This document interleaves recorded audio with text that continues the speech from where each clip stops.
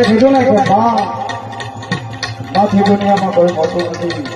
એવા બાપુજી કઈ કમાય હોય ધીરુ બાપુજી તો દીકરા વાણે આવા ભજન કરાવતા હોય નામ સાથે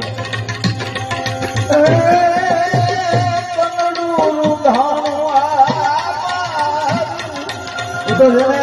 આવતા થયા હોય ને કદાચ ગમે એટલી ઉંમરે રહે છે બાપુ એની કોઈથી ખર્ચ ન કરાય અમારા મહેશ તો અમારો જમાય છે બધા